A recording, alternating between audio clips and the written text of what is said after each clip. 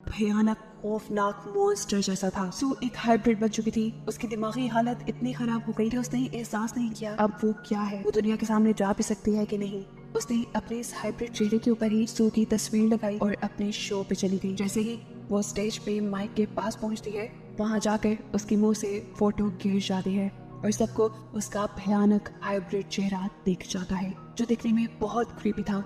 सभी लोग उसे डरने लगे और उसे मॉन्स्टर कहकर उससे दूर भागने लगे। एलिजाबेथ को देखकर घबराते हुए अब एक आदमी बेसबॉल बैट से एलिजाबेथ के मुंह पे वार करता है, जिससे उसका मुंह कट के इधर उधर गिर जाता है और उसकी बॉडी से खून निकलकर पूरे स्टूडियो में फैल जाता है। कहानी की शुरू होते ही दिखाया जाता है कि एक आदमी एग यॉक के अंदर ग्रीन कलर का लिक्विड इंजेक्ट कर रहा है, जिसके फौरन बाद वो एग यॉक 1 से 2 हो जाती है। सीन कट होता है और हमें दिखाया जाता है कि कुछ लोग एलिजाबेथ स्पार्कल नाम का एक स्टार बना रहे हैं। असल में एलिजाबेथ एक बहुत ही खूबसूरत मॉडल है और एक शो की होस्ट भी। इस स्टार के बनने के कुछ अरसे तक लोग इस स्टार के पास आकर सेल्फीज लेते थे, लेकिन फिर आहिस्ता आहिस्ता लोगों का इस स्टार से ध्यान हटता चला गया और ये स्टार टूट गया। किसी ने इसे ठीक भी नहीं किया, जो ये साफ जाहिर कर रहा था कि लोगों का एलिजाबेथ स्पार्कल के अंदर से इंटरेस्ट खत्म होता जा रहा है। सीन कट होकर हमें एलिजाबेथ स्पार्कल को दिखाया जाता है, जिसकी आज 50वीं साल की है। अब वो बूढ़ी हो चुकी है, लेकिन अभी तक वो उसी शो को होस्ट करती है। अपने शो की शूटिंग के बाद जब एलिजाबेथ वॉशरूम में जाने लगी तो उसे पता चला कि लेडीज वॉशरूम किसी वजह से बंद था, इसलिए वो मेल वॉशरूम में चली गई, जहाँ पर शो का डायरेक्टर भी आ गया। वो फोन पे किसी से बात कर रहा था कि अब एलिजाबेथ पहले जैसी नहीं रही। एलिजाबेथ की वजह से जहाँ पहले उन्हें रेटिंग्स बहुत हाई मिलती थी, अब उनकी टीआरपीज गिरती जा रही हैं और मुझे अब एलिजाबेथ को रिप्लेस करना है। मुझे कोई नई जवान और खूबसूरत लड़की चाहिए अपने शो के लिए। ये सुनकर एलिजाबेथ बुरी तरह टूट गई। उसे अपनी जिस खूबसूरती पे घमंड था आज वो खत्म हो गई थी। वो गौर से अपने आप को शीशे में देखती रही, जहाँ बहुत सारी झुर्रियां आ गई थी। ढलती जवानी का उसे दुख तो था ही, लेकिन अब उसे एक दुख ये भी था कि उसे शो से निकाला जा रहा था। एलिजाबेथ ऐसे सब कुछ नहीं छोड़ सकती थी। वो पहले डायरेक्टर से मिलने के लिए जाती है, जहाँ डायरेक्टर बताता है, देखो एलिजाबेथ, मैं तुम्हारी कोई मदद नहीं कर सकता क्योंकि मेरा शो चलता है लोगों से और मैं लोगों को वो देना चाहता हूँ जो उन्हें चाहिए, किन्हीं खूबसूरती, और वो अब तुम में नहीं रही। डायरेक्टर की बातों ने एलिजाबेथ को बुरी तरह तोड़ दिया था। वो होटल से निकल तो गई, लेकिन ड्राइव करते हुए डायरेक्टर की बातें उसके कानों में गूंज रही थी और बस पे इसी सब में उसका ड्राइविंग से ध्यान हट जाता है और सामने से आती हुई गाड़ी उसकी गाड़ी को बुरी तरह क्रैश कर जाती है और हैरान कुन तौर पे पता चलता है कि एलिजाबेथ को इतने बुरे एक्सीडेंट में एक खराश भी नहीं आई थी। ये उसकी अच्छी किस्मत ही थी। खैर, एलिजाबेथ को डॉक्टर ने हॉस्पिटल से डिस्चार्ज तो कर दिया, लेकिन अब वो फूट फूट के रोने लगी क्योंकि उसने रास्ते में बिलबोर्ड से उतरती हुई अपनी पिक्चर्स देख ली थी। देखने को मिलता है कि यहाँ पे एक नर्स उसकी रीढ़ की हड्डी चेक करता है और फिर उसे उसके कपड़े दे देता है। एलिजाबेथ अब जैसे ही हॉस्पिटल से बाहर निकली तो उसे फील हुआ कि नर्स ने उसकी कोट में कोई मैसेज छोड़ा था। मैसेज में लिखा था कि इसने मेरी लाइफ बदल दी और इसी के साथ एक ड्राइव भी थी जिस पे लिखा था दी सब्सटेंस। एलिजाबेथ घर आती है और आते ही उस ड्राइव को चलाती है जिसमें दी सब्सटेंस नाम की एक फ्लूइड के बारे में इंफॉर्मेशन दी जा रही थी। ये सब्सटेंस एक जादुई सब्सटेंस था और ये सब्सटेंस किसी भी बुरे इंसान को उसका एक नया और जवान वेरिएंट दे सकता है। इसे सब्सटेंस फ्लूइड के साथ एक और भी फ्लूइड मिलने वाला था जो दोनों वेरिएंट्स यानी ओल्ड बॉडी और न्यू बॉडी को एक साथ जोड़ के भी रखता। ये काम इतना आसान तो नहीं था, लेकिन बहुत ज्यादा मुश्किल भी नहीं था। जो इंसान इस सब्सटेंस को यूज करता उसके लिए हर 7 दिन में अपने दोनों वेरिएंट्स को एक्टिवेट करना जरूरी था और नए वेरिएंट यानी जवान बॉडी को स्टेबलाइज रखने के लिए हर रोज उस नई बॉडी को एक इंजेक्शन लगाना है उस खास सब्सटेंस का जो पुरानी बॉडी के रीढ़ की हड्डी से निकलेगा। जब एक वेरिएंट यानी एक बॉडी एक्टिवेट रहेगी उस टाइम पर दूसरा वेरिएंट यानी दूसरी बॉडी बेहोश रहेगी। एलिजाबेथ को पहले पहले तो ये सब झूठ लगा। उसने इस फ्लैश ड्राइव को ही एक झूठ समझकर डस्टबिन में फेंक दिया, लेकिन रात को फिर उसे ब्रेकडाउन फील हुआ। उसे अपने घर पे लगी अपनी जवानी की तस्वीरें डिस्टर्ब करने लगी और तब उसने जुनून में आकर उस नंबर पे मैसेज कर दिया कि मुझे वो सब्सटेंस ऑर्डर करना है। दूसरी तरफ जो कोई भी बात कर रहा था उसने ज्यादा एलिजाबेथ से बात नहीं की, बस एलिजाबेथ से उसका एड्रेस पूछा और फिर उसे एक खास एड्रेस बताते हुए कॉल काट दी। अगली सुबह दिखाया जाता है कि एलिजाबेथ न्यूज़पेपर पढ़ रही थी, जहाँ पर उसे एक एड दिखी जो उसी की कंपनी ने लगाई थी। एलिजाबेथ को रिप्लेस करने के लिए एक नई मॉडल के इंटरव्यू के लिए ये एड चल रही थी, जिसे देखकर वो और भी ज्यादा उदास हो गई। इसी न्यूज़पेपर के साथ उसने एक एनवेलप भी उठाया था जो ब्लैक कलर का था। एलिजाबेथ जब उस एनवेलप को खोलती है तो उसमें एक नंबर लिखा हुआ था। अब एलिजाबेथ उस आदमी के कॉल पे बताए सीक्रेट एड्रेस पे पहुंचती है जो काफी अंदर करके एक खुफिया जगह थी। ये था एक लॉकर रूम जो उसे नंबर कार्ड दिया गया था। एलिजाबेथ ने उसी के जरिए इस जगह को एक्सेस किया और फिर अपना लॉकर खोला जहाँ पे एक बॉक्स था जिसे लेकर वो अपने घर आ गई। घर आकर वो फौरन इस बॉक्स को खोलती है तो उसमें उसे काफी सारी चीजें मिली। सबसे पहले एक सीरम और एक इंजेक्शन जिसे सिर्फ एक मरतबा इस्तेमाल करना था। उसके साथ ही एक स्टेबलाइजर किट जिसके जरिए रोज नई यानी जवान बॉडी को उन्हें स्टेबलाइज करना था। और ये तो उस फ्लैश ड्राइव से पहले ही पता चल चुका है कि उस स्टेबलाइजर का फ्लूइड ओल्ड बॉडी के रीढ़ की हड्डी से निकलेगा। अब दोनों बॉडीज को चेंज करने के लिए भी एक खास किस्म की किट दी गई थी और साथ में दोनों बॉडीज के लिए यानी जवान और बूढ़ी बॉडी के लिए स्पेशल खाना भी दिया गया था। एलिजाबेथ इसके बाद वॉशरूम में जाती है और काफी देर तक अपनी बॉडी को देखती रहती है, ऐसे जैसे वो फैसला न कर पा रही हो कि उसे ये करना भी चाहिए कि नहीं। फिर कुछ सोचने के बाद उसने वो ग्रीन फ्लूइड यानी वो सब्सटेंस अपने अंदर इंजेक्ट कर लिया। इंजेक्शन लगाने की कुछ देर तक तो एलिजाबेथ को कुछ नहीं हुआ, लेकिन फिर कुछ देर बाद उससे बहुत ज्यादा दर्द हुआ, इतना कि उसकी आंखें फटने लगी। उसकी आंखों में हमने उसके आई बॉल्स को डबल होते देखा और फिर अगले ही सेकंड उसकी कमर फटने लगी जहाँ से एक नई और जवान लड़की निकल कर बाहर आई। ये एलिजाबेथ का नया वर्जन था, एक नई जवान बॉडी जो पिछली बॉडी के अंदर से निकली थी। एलिजाबेथ के इस नए वर्जन ने अपने आप को शीशे में देखा और काफी देर तक तो उसे यकीन ही नहीं आया कि जो उसने यूज किया था वो काम कर गया। वो इतनी खूबसूरत और जवान बन गई कि जैसा उसने सोचा भी नहीं था। काफी देर तक अपनी खूबसूरती देखने के बाद अब वो एलिजाबेथ के पुराने वर्जन यानी पुरानी बॉडी की कमर पे टांके लगाती है जिसे फाड़ कर वो बाहर निकली थी। इसके बाद वो अपनी पुरानी बॉडी को जिंदा रखने के लिए एक फूड बैग उसके साथ अटैच कर देती है जो कंपनी ने ही उसे दिया था। आज पूरी रात उसने अपनी खूबसूरती को एंजॉय किया। सुबह जब वो उठी तो उसके नाक से खून आ रहा था कि देखकर वो परेशान हो गई और उसे याद आया कि उसे तो एक एक्टिवेटेड किट भी दी गई थी और उसे बताया गया था कि हर रोज नई बॉडी को यानी जवान बॉडी को एक्टिव रखने के लिए पुरानी बूढ़ी बॉडी की रीढ़ की हड्डी से उसे सब्सटेंस निकाल कर अपने अंदर इंजेक्ट करना है। इसीलिए वो फौरन पुरानी बॉडी की रीढ़ की हड्डी से सब्सटेंस निकालना शुरू कर देती है और ये इंजेक्शन लगाने के बाद वो बिल्कुल नॉर्मल हो चुकी थी। इस नए वर्जन की खूबसूरती पहले से कहीं ज्यादा थी, इसीलिए वो तैयार होती है और उसी शो के ऑडिशन के लिए जाती है जहाँ से उसे निकाल दिया गया था। वहाँ एलिजाबेथ की खूबसूरती देखकर सभी लोग दंग रह गए और डायरेक्टर ने भी फौरन एलिजाबेथ को सिलेक्ट कर लिया। एलिजाबेथ ने यहाँ अपना नाम सू बताया था। इंटरव्यू में सिलेक्ट होने के बाद सू को याद आता है कि उसे तो हर हफ्ते अपनी बॉडी चेंज भी करनी है, जिसके लिए वो बहाना बनाती है कि मेरी मॉम बीमार है और मुझे हर हफ्ते अपने गांव जाना पड़ता है अपनी मॉम का ख्याल रखने के लिए। डायरेक्टर बिना कुछ सोचे समझे उसके हफ्ते में ये छुट्टियां लेने वाली शर्त भी मान चुके थे। फाइनली सू को ये जॉब मिल गई थी और वो इस जॉब को बहुत एंजॉय कर रही थी। जो इस नई बॉडी से उसे खूबसूरती मिली थी उसे शो ऑफ करके उसने बहुत जल्दी बहुत ही फॉलोअर्स बना लिए थे और देखते ही देखते उसके बिलबोर्ड्स उसके एड पूरे शहर में चलने लगे थे। और अब पूरे 6 दिन भी गुजर गए थे एलिजाबेथ को इस नई बॉडी में आए और आज 7वां दिन था। ये नई बॉडीज शिफ्ट करने का दिन था कि नहीं, अब पूरे 1 हफ्ते के लिए एलिजाबेथ का पुराना वर्जन यानी पुरानी बॉडी एक्टिव रहेगी। बॉडी शिफ्ट करने के बाद एलिजाबेथ अपनी नई बॉडी के साथ फूड अटैच करती है और फिर अपने ऑफिस यानी अपने शो पे जाती है जहाँ डायरेक्टर उसे उसके पैसों के बदले एक गिफ्ट देकर और उसकी काफी सारी बुराइयां करके उसे ऑफिस से निकाल देता है, जिसकी वजह से घर आकर उसे काफी बुरा लग रहा था। खैर अब अगला दिन आ जाता है। एलिजाबेथ को न्यूज़पेपर पढ़ते हुए एक एनवेलप मिला उसी कंपनी का जहाँ से उसने वो सब्सटेंस लिया था। इस एनवेलप के अंदर मैसेज था कि उसकी नई रिफिल किट आ चुकी है और एलिजाबेथ अब अपना कोट शर्ट पहनकर वो किट ले आती है। अब 7 दिन पूरे हो जाते हैं और एलिजाबेथ सू में बदल जाती है, यानी वो अपनी नई बॉडी को एक्टिव कर लेती है।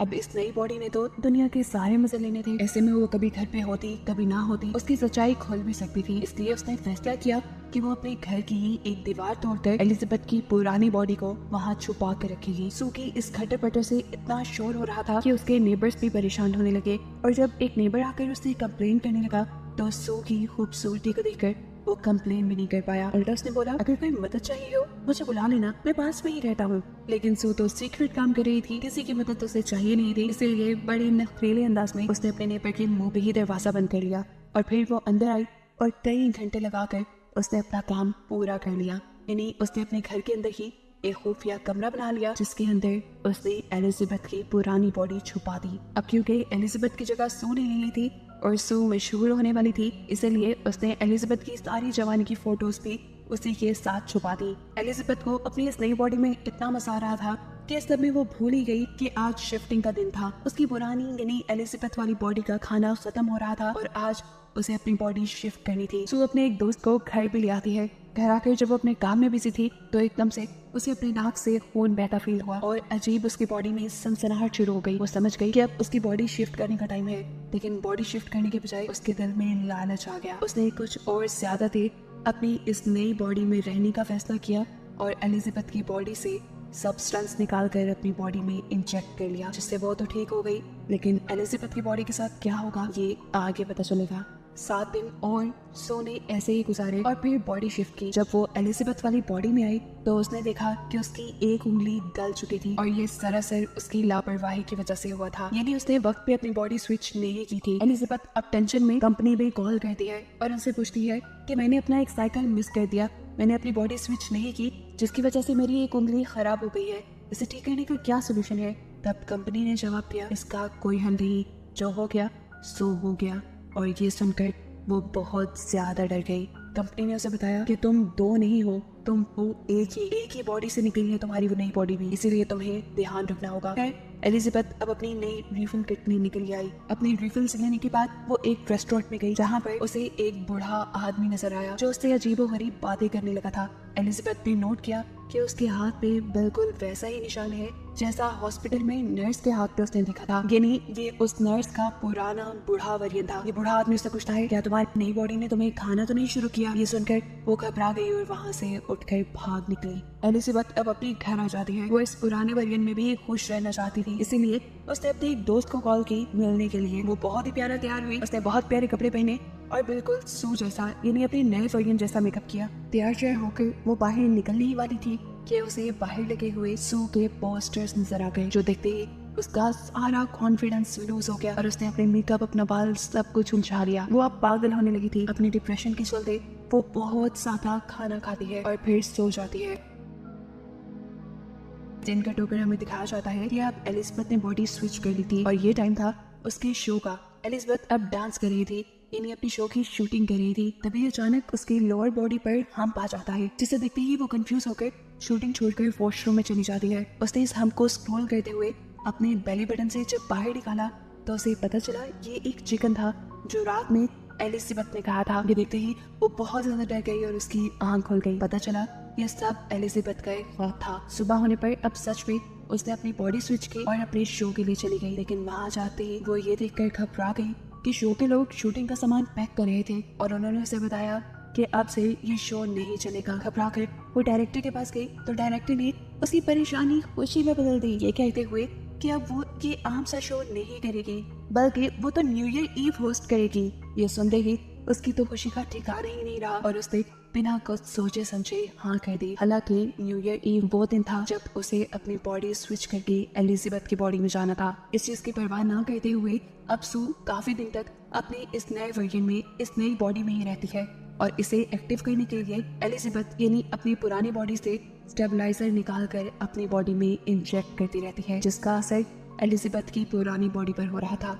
अब काफी दिन बाद जब सो ने अपने आप को स्विच किया तो देखा कि एलिजाबेथ बिल्कुल बूढ़ी हो चुकी थी उसके सीरम ज्यादा निकालने की वजह से। अब तो एलिजाबेथ अपनी हालत देखकर अब एलिजाबेथ को सो से नफरत होने लगी थी। वो अपने घर में लगी सारी सो की फोटोज को मारने लगती है, यहाँ तक कि वो अपने घर के उस मिरर को भी कवर कर देती है जहाँ सामने से सो के बिलबोर्ड्स उसे नजर आते थे। एलिजाबेथ बहुत परेशान थी। वो अब कंपनी में कॉल करती है और उनसे पूछती है कि क्या इस सब का कोई सोल्यूशन है, क्या मुझे वही बॉडी वापस नहीं मिल सकती जिस बॉडी के अंदर से मैंने नए वर्जन को यानी सो को निकाला था। कंपनी के आदमी ने बताया आपको पहले भी बताया गया था, जो हो गया सो हो गया, अब कुछ चेंज नहीं हो सकता। हाँ, लेकिन ये आपके हाथ में है कि अगर आप सब कुछ रोकना चाहें तो यहीं पर रोक सकती हैं और अब आपका ओल्ड वर्जन यानी आपकी एलिजाबेथ वाली बॉडी जिस कंडीशन में है उसके साथ आप अपनी पूरी उम्र गुजार सकते हैं। लेकिन ये एलिजाबेथ को मंजूर नहीं था।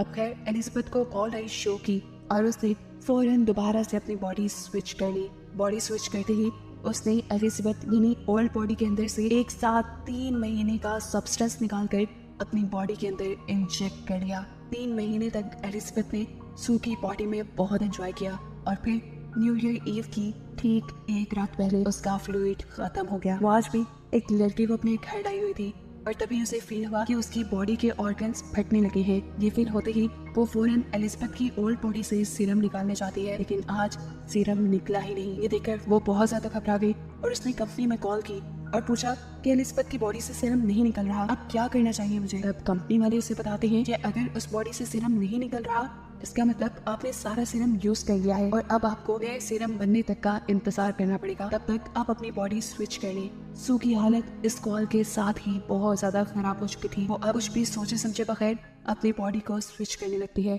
और स्विचिंग की ये सारी आवाजें वो लड़का भी कमरे में सुन रहा था। उसे भी कुछ अजीब, कुछ गड़बड़ फील हुई, जिसे इन्वेस्टिगेट करने के लिए वो वॉशरूम में आया, लेकिन इस बुरी अजीब सी एलिजाबेथ ने फौरन वॉशरूम लॉक कर लिया इससे पहले कि लड़का उसके इस भयानक रूप को देख पाता। देखने को मिलता है वो बहुत ही ज्यादा बूढ़ी हो चुकी थी और साथ ही साथ गंजी भी हो गई थी। उससे चलना फिरना सब मुश्किल हो रहा था। एलिजाबेथ अब बहुत ज्यादा घबरा चुकी थी। वो कंपनी में कॉल करती है और कहती है कि मैं सब कुछ यहीं पर रोकना चाहती हूँ। कंपनी वाले भी उसकी बात मान लेते हैं और उसे टर्मिनेशन फ्लूइड ले जाने को बोलते हैं। एलिजाबेथ की ये बॉडी बहुत ही भयानक दिख रही थी। वो अपनी कोशिश के साथ जितना कर सकती थी इस बॉडी को कपड़ों में छुपा लेती है और फिर अपना टर्मिनेशन सब्सटेंस लेने के लिए पहुंचती है।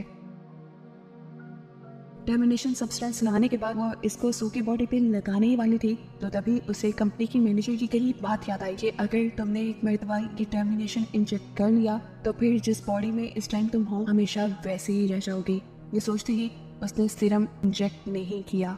उसने शीशे में अपनी बॉडी को देखा और उसे सू पे दोबारा गुस्सा आने लगा क्योंकि ये सब सू की वजह से हुआ था। उस समय उसने सू में सीरम इंजेक्ट कर लिया, लेकिन अभी उसने आधा ही सीरम इंजेक्ट किया था कि उसे ख्याल आया कि अभी तो उसे बहुत बड़ा शो होस्ट करना है और आने वाले दिनों में उसे अवार्ड भी मिलने वाला है।